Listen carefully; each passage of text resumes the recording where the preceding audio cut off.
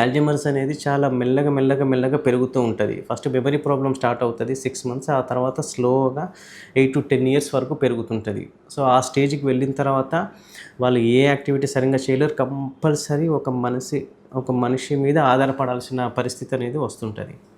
So, కాబట్టి దీనికి 100% cure అనేది ఉండదు. బట్ మనమేందంటే సింప్టమ్స్‌ని అనేది కొంతవరకు తగ్గించొచ్చు. సో, దానికి మెడికేషన్స్ ఉన్నాయి. సో, దాంతో పాటుగా కేరింగ్ అనేది చాలా ఇంపార్టెంట్. తర్వాత ఒక పర్సన్ అనేది వాళ్ళ మీద కంపల్సరీ ఫోకస్ చేస్తుండాలి. ఇది వచ్చిందనుకోండి, ఇప్పుడు ఆల్జీమర్స్ ఎవరికన్నా డయాగ్నోస్ అయిపోయిందనుకోండి, దాని సింప్టమ్స్ నుంచి తర్వాత అన్ని అదర్ కాజెస్ ఎక్స్‌క్లూడ్ చేసిన తర్వాత కన్ఫర్మ్ అయిందనుకోండి. సో, మెయిన్‌గా ఏందంటే ఇది ఒక హార్మోన్ లోపం వల్ల వస్తుంటది. కాబట్టి ఫస్ట్ ఆ హార్మోన్ అనేది మనం రీప్లేస్ చేస్తాం. సో, దానికి కొన్ని రకాల మెడికేషన్స్ ఉన్నాయి. సో, ఫస్ట్ ఆ మెడికేషన్స్ పెడతాం. సో, దాంతో పాటుగా వాళ్ళకు అటెన్షన్ అనేది ఇంపార్టెంట్.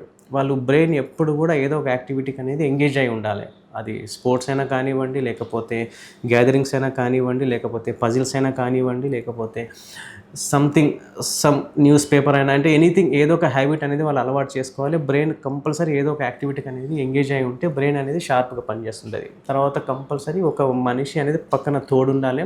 వాళ్ళని ఎప్పుడూ రిమైండ్ చేస్తూ ఉండాలి. సో, ఈ టైంలో ఈ పని చేయండి, ఈ టైంలో ఈ పని చేయండి అని చెప్తూ వాళ్ళ బ్రెయిన్ అనేది ఎప్పుడు కూడా యాక్టివ్ ఉండేటట్టు చూసుకోవాలి.